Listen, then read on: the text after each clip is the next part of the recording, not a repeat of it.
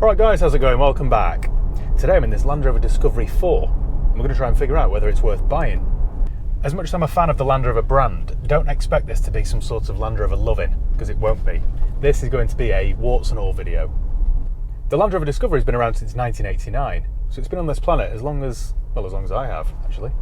And it's cleverly carved itself out a niche, sitting somewhere between the rough and ready Defender and the very luxurious Range Rover. There have been lots of different Discovery models over the years, some good and some not so good. But the Discovery 4 in particular ran from late 2009 until 2016. In my mind, this is the best looking Discovery ever made. It's more modern than the Discovery 3 which it replaced, but it's nowhere near as rich, yuppie, mom on the school run Chelsea tractor as the Disco 5. Straight away I can tell you there are lots of positives with this car, such as the fact that it's extremely capable off-road. The high driving position is superb. The interior is very luxurious, and its silhouette is instantly recognisable. However, it's not all good, there are some negatives, which I'll get onto shortly. Styling wise, I think it's great. It's a great continuation of the Discovery 3. Think more evolution, not revolution. This looks better, tighter, neater, cleaner. For example, I like the fact that you get body-coloured wheel arches, rather than the black plastic ones like on the previous model. I like the fact that you get a very usable split-folding tailgate, which can be used as a bench. I like the fact that it's instantly recognisable. I also like the fact that it's got a softer, more approachable countryside image rather than a yuppie one. I love how boxy and square it is. It just looks cool compared to all those soft grey SUVs that blight our roads these days. I particularly like the facelift model from 2014. That got new lights and new badges on the bonnet. It's also a car that's decidedly old money. It's the sort of car you'd expect to see trundling around a big sprawling country estate. To give you some kind of idea of people's perceptions of it and how it makes you feel, I'd rather drive this than a Range Rover Sport of a similar age. This is less try-hard, you feel like less of a show-off. Moving inside, if you go for a top-spec HSE model like this one, which I implore you to do by the way, you could be very easily fooled into thinking that you're in a Range Rover, because it's every bit as luxurious. And yet this feels more usable, more functional, more of a workhorse. Whilst this has everything that you'd associate with a luxury SUV. In fact, sorry, I shouldn't call it an SUV. This feels like a proper old-fashioned 4x4. These soft leather seats are particularly comfortable. You could do a lot of miles in this. The layout of everything just feels right. In fact, from the minute you get behind the wheel of this, you just feel right at home. There's plenty of storage, plenty of space, 2 cup holders. You get nice big chunky buttons which are easy to operate, even if you're a farmer with chubby sausage fingers, or if it's winter and you're wearing gloves. There are also heated seats, a heated windscreen, a heated steering wheel's an option, air conditioning, cruise control, digital radio, everything you could possibly want from a modern car, this has. In fact, that's not quite true. This doesn't have Bluetooth media streaming, so you can't play music via Bluetooth. You need to plug it in using the old-fashioned cable. When did they even still make those? Bluetooth streaming became available from late 2012. The infotainment system does look a little bit dated sat here in 2022, but it still does the job. And the Harman Kardon stereo sounds fantastic. As you'd expect from a Land Rover, it's extremely practical, and it's available with 7 seats. And even with all 7 seats up, there's still some boot, albeit the boot from a Mini Cooper. With the 5 rear seats folded flat, you get a whopping 2,500 litres of cargo space. Speaking of the seats, they can be quite fiddly to fold up and down. I'm sure if I read through the owner's manual it'd tell me in an instant, but I'm a man, so I simply refuse to do it. That would be an admission of failure, wouldn't it? There's plenty of room in the back, plenty of legroom, plenty of headroom thanks to its stepped roof. You have these big low windows which not only give you great visibility, they also let lots of light in, which makes this a nice bright car to be in, even with the dark leather interior. There's also plenty of room up front, even if you're built like a basketball player. You get not 1 but 2 glove boxes, which does creak and sound a little bit cheap, but it's not a deal breaker.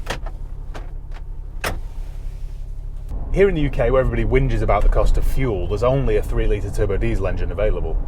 In other parts of the world, you could have bought a 3-litre petrol or a 5-litre 385 horsepower V8. Anyway, here in the UK, there are 2 variants of this twin-turbo diesel V6. There's the TDV6, or the slightly more powerful SDV6, like the one in this model. This one produces 245 horsepower. And to be fair, it does a reasonable job. It feels quite smooth, it's quite quiet. It doesn't feel anywhere near as sluggish as the old 2.7 TDV6, which only had 1 turbo, which was found in the previous generation. I'm currently sat at 30 miles an hour, and if I plant my foot, there's a bit of power there. Quite adequate for a car like this, to be fair. I can't imagine what the 5-litre V8 feels like. I imagine I'd be quite impressed with that. But here it just wouldn't wash, would it? Oh no, I like me diesels, mate. A 5 litre V8. You can pass everything apart from a bloody petrol station. When in actual fact, in the real world, there's probably only a difference of 3 or 4 miles per gallon. And they'll forget that petrol's cheaper than diesel. And they'll forget that with the diesel, you might have issues with the injectors, the EGR, the DPF, the crank bearings. But for some reason, they've got it in their heads that petrol's expensive to run and diesel isn't. The previous model, the Discovery 3, was available with a 4.4 litre V8 petrol. And that produced about 300 horsepower. And I actually had one of those cars myself, which I ran for a bit. And that was a glorious engine. Granted, it wasn't great on fuel, but it was smooth, reliable, quick. Anyway, that engine was discontinued back in 2007 because of poor sales. Well, I'm sat here at 70 miles an hour, and it is quite a windy day, so there is a bit of wind noise. You're always going to get some wind noise in a car like this with its upright windscreen and its slab sides and its big boxy door mirrors. Initially, the Discovery 4 was offered with a 6-speed ZF automatic gearbox. In late 2011, that was replaced with a later 8-speed ZF box, which is much better. And that 8-speed does get better fuel economy, especially on a run when it can plonk itself in top gear and just keep itself to minimal revs. The easy way to work out whether your car's got the 6-speed box or the 8-speed box is the gear selector itself. The 6-speeds have this traditional gear lever, whereas the 8-speed, it was replaced with a rotary dial. As I mentioned earlier, in 2014 the Discovery 4 was facelifted. Now that model crucially came with start-stop, and by fitting it with start-stop they managed to reduce the emissions, which meant that the road tax was slightly lower. Because this model sits in what's now the highest bracket, which costs a whopping £615 a year. In terms of what it's like to drive, straight away I like it. It's hard not to like this commanding driving position. And everything just feels sharper than the Discovery 3. It's still a little bit wallowy and a little bit wayward on the steering, but you're going to get that on an old-fashioned 4x4. The actual steering wheel itself's nice to touch. Feels like it's been made from quality products. The whole thing just feels much more modern. And I think out here in the countryside, it looks right at home. In this, the 3 litre SDV6, 0 to 60 takes just over 10 seconds, which is a little bit misleading because it actually feels a bit more brisk than that. Anyway, a single digit 0 to 60 time isn't really important on a car like this, is it? It still feels a little bit like a pendulum as you go into corners, so it's by no means a BMW X5, but it's not bad. Not bad at all. Thanks to its front and rear parking sensors, parking this big tank up is not a problem at all.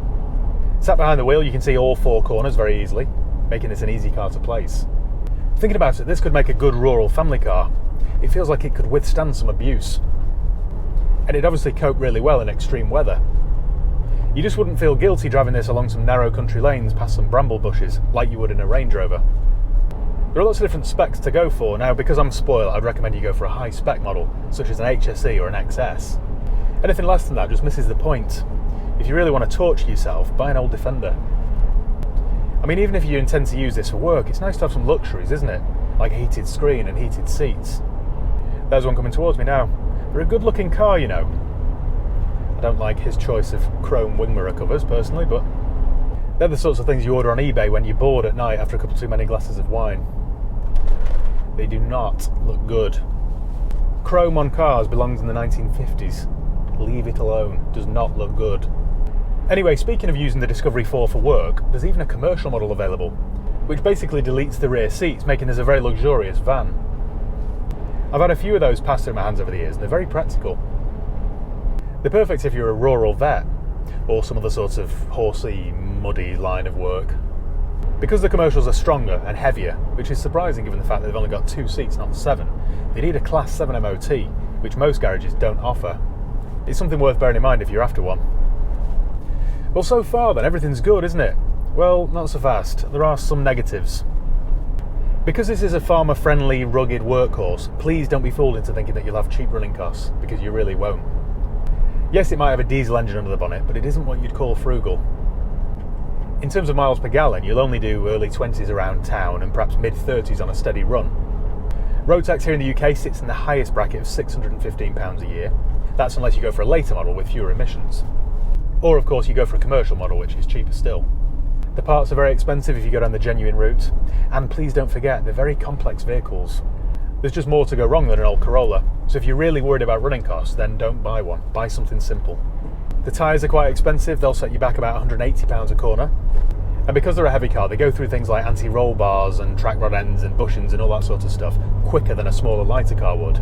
It also has air suspension, which makes the ride nice and smooth when it's working, but when it isn't working, it can be quite expensive to repair. Instead of suspension coils on each corner, it has an air bag which pumps up. If the bags fail, you're looking at about $250 per bag. If the compressor which pumps up the bags fails, you're looking at about £300 to £400 for that.